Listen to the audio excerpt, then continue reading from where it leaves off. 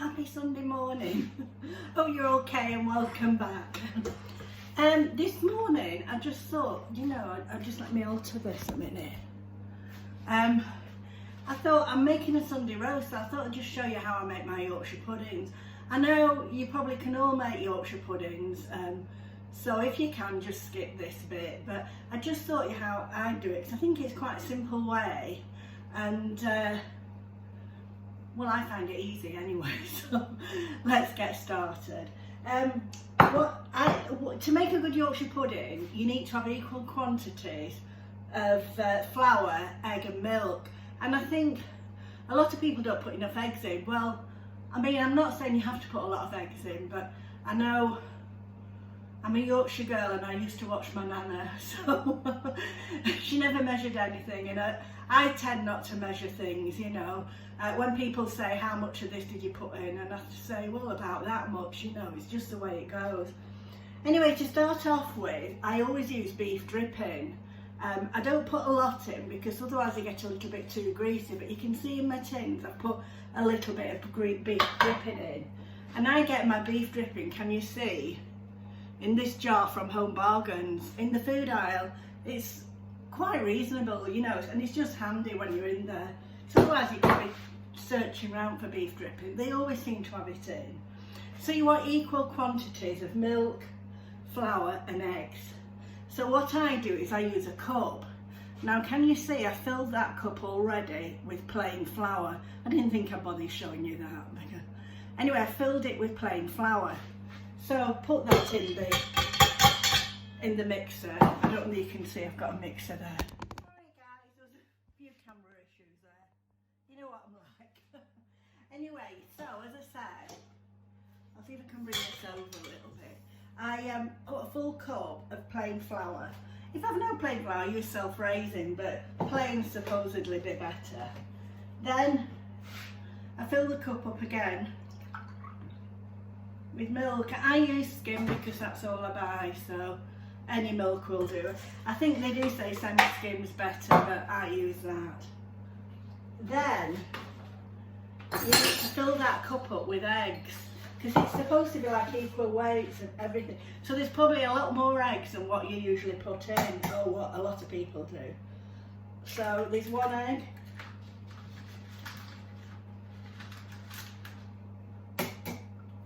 Two.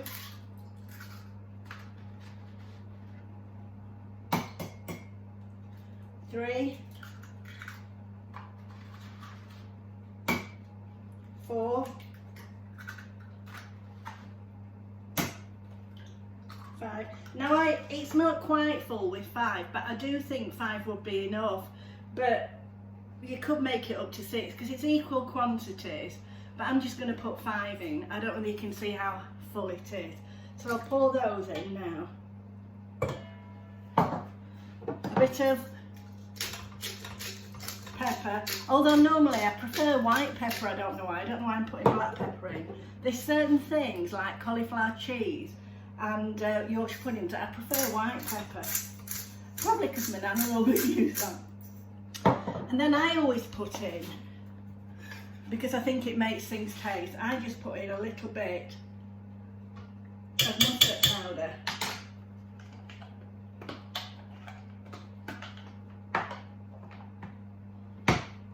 And then I just whisk it.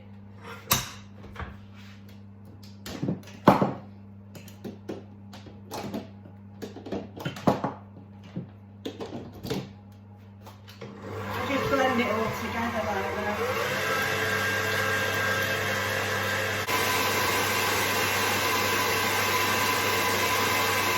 It's just leaving.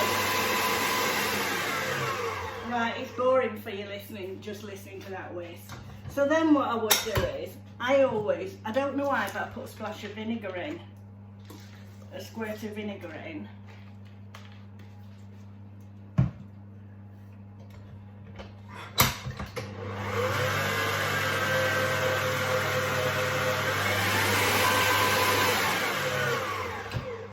And then you are supposed to let it stand. I don't always have time to do that, but You're supposed to leave it, I think, for about, well, I think at least half an hour, but I probably will skip that. Now what I'm going to do is you need to have your oven very hot.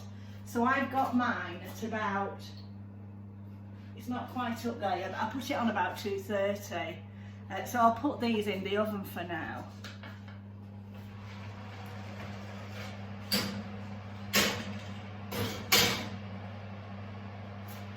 Oh, I'm just going to have to alter that because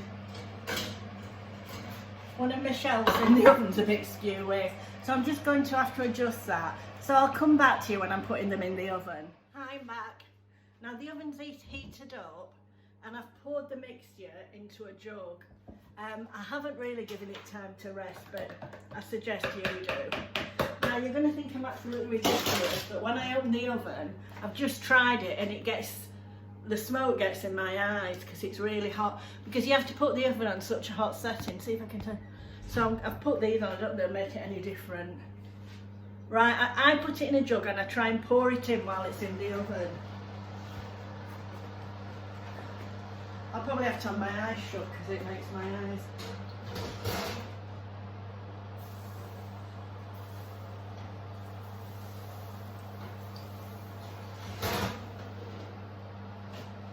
I've put an extra tray in because sometimes I have some left over. I'm not sure whether I will today. Yes, I have. So I made a big one. So I'll leave that on for about 15 minutes. Oh, sorry. You'll have to see. My eyes are terrible. It's the smoke that comes out of the oven because you have to have it so hot.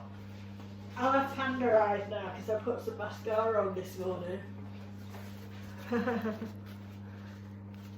So I'll leave those in there for about 15 minutes to start off with. So I'll ask Alexa to give me an alarm. Alexa, can you give me an alarm in 15 minutes, please?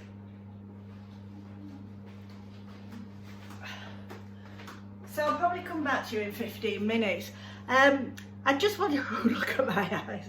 I just wanted to say, you know, when I tried the clothes on, well, I have sent quite a few things back. Now the blouse, when I saw myself in it, I didn't really like it on the video, but I couldn't find the receipt because it was obviously with my shopping from Tesco. So I took it back and I've changed it to a smaller size. Now I've ended up getting a 14. I mean, I am an 18, so it's ridiculous, but things are so oversized nowadays. I do think it looks better, so I'll show you that after. Well, maybe in my next video, not this. Also, I sent back, I took back the next pink jumper and skirt. I had no intention of keeping them all, you know, because it'd be far too expensive. But I took back the next jumper and skirt, and I've also parcelled up to take back on Monday to the parcel shop the blouse from Zara and the trousers from Zara. Was there anything else? I think that was it, you know. So I've kept the dresses. I've kept both dresses. I was undecided about the brown one because it is a bit snug, but my daughter said keep it, so I have done it. I take notice of what she says. And oh, look at my eyes. And I've kept the jacket, of course, because I've been wearing that. So that, you know, so I'm pleased with that. And then, as I say, I've got the smaller size blouse. So it's not too bad, is it? It gives me a chance to do a little bit more shopping in the future. You know, when I get all the money back in the bank. Anyway, we'll leave those for now and I'll come back to you in a bit.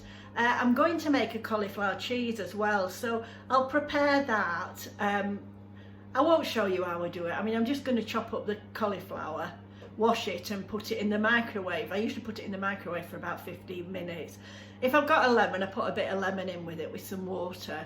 If I haven't, I don't. I haven't at the moment, so there'll be no lemon in it. Just keeps it nice and white.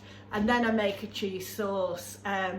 So I might show you how I do that, because it's a bit hit and miss really, because I don't measure anything. I just pour some corn flour in, make a roux, and then, oh, do you know, my nose is running now. It's with the make a roux and put the cheese in, put it over the cauliflower. Put a bit of mustard powder in that, and I also, when I make my roast potatoes, I parboil them. It's no good me showing you all this because it's very easy, but I parboil my roast potatoes, and then what I do is I drain them, shake them in the pan, and then I put some mustard powder on them, shake them again, and then they get all crunchy, and well, they will do when they're in the oven, and then I put them in the oven. So that's a little tip. You know, a lot of people put oh, what is it? No, I can't think of it now. It's like not rice, something, semolina powder on it, but I just put a bit of mustard powder on it. Gives you a bit of the flavour. I've put the extra one in because my son-in-law likes to take some home, and he's not from Yorkshire, but his mum's from Yorkshire. So you see, in Yorkshire we used to have Yorkshire pudding as a starter. I suppose it's to fill you up because they couldn't afford a lot of the meat in those days, and you had it as a starter with gravy on, and often you had it as a dessert with jam and syrup on, which my son-in-law loves. So anyway, oh, can you hear Betsy? She's crinkling around. She's found a plastic carrier bag, so she's lying on it. Anyway, I'll get back to you when the Yorkshire puddings are ready. They might not rise too much because I didn't leave them to rest really. They're coming up a little bit. You see, what I do is I make my Yorkshire puddings first because I can't be doing with all that messing around and washing up after. So I make my Yorkshire puddings, leave them to cool, and then do the beef and everything, and then warm the Yorkshire puddings up. Anyway, I'll get back to you when they're ready. Hi guys, it's now 15 minutes later. I have to say, after 10 minutes I turned the oven down because I could see that they were getting quite brown. So just keep an eye on them. Now I would leave the big one in a little bit longer, but these are the smaller ones.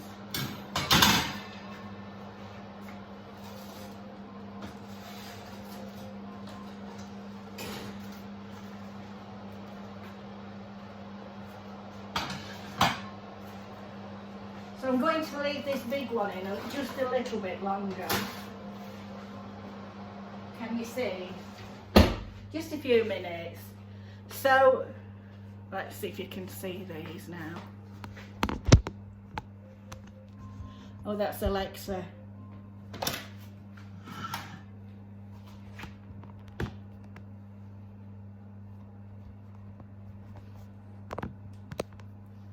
Can you see them? You see, so that I think that's quite an easy way of doing it. Quite a quick way of doing Yorkshire puddings. And they usually turn out all right. They may have risen a little bit more if I'd have left them to stand, but if you haven't got time, I don't bother. Anyway, I'll just go and tell Alexa to be quiet. Alexa, stop! The thing is, I can't see you. I do have an alarm on my cooker, but it's very quiet. I can't hear it, so I'm better just using Alexa. I do keep thinking I'm going to bring her into the kitchen. I might do sometime. Right, so that's the Yorkshire puddings, and I think you'll agree that's quite an easy way of doing them. It's easy, you don't have to weigh, you don't have as much washing up. I like to pour them in with a jug and use the beef dripping. The big one is probably nearly ready now. I'll just bring that one out. I just use that with any leftovers. But if you've got any other, just a little bit of leftover, it's really good for thickening gravy and stuff like that. You know, you can use it like in a sauce or a gravy, it just thickens it up. Anyway, I'll just get this out, I'll show it you.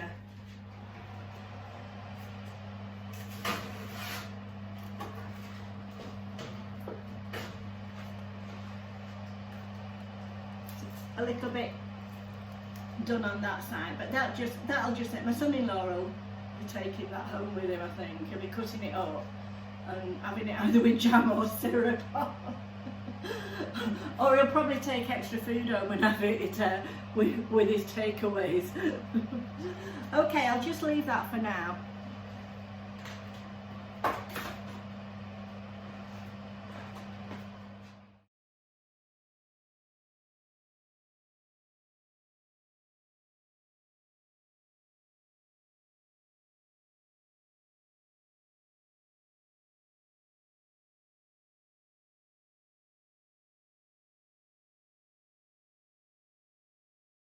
this is some sprouts I had, and I had some bacon left over, so I've fried them, par-cooked the sprouts and fried them with the bacon, and then I've got some Lancashire blue cheese that I'm going to crumble in just before I serve it, just to try and get rid of the sprouts really. They're looking okay. And this is, I've done the cauliflower cheese. I'll just finish it off in the oven. Just chop it up in the oven. And then in the oven, I've got the beef, I've got some roast potatoes and some carrots and parsnips, which I'm going to put some honey on. So that's our Sunday dinner today. The dessert's only going to be donuts, because I had some donuts that I'd left over that I put in the freezer. So I've got those out for the boys, and Hayley and I probably won't have any. Okay, bye. Oh, I forgot to say goodbye. Anyway, I'll end this vlog now because it's getting too long. But bye, and I'll be back with you soon. And if you'd love to subscribe, I'd love you to. So if you hit the subscribe button, and also if you tick the box I think it's a bell that you want to. If you tick the bell, I think you get notified when I put a video on. Goodness knows what it will be about. So anyway, as I say, that's the sprouts, and I'm not a big lover of sprouts really. I don't think most people are. And then the Yorkshires. Okay, bye for now.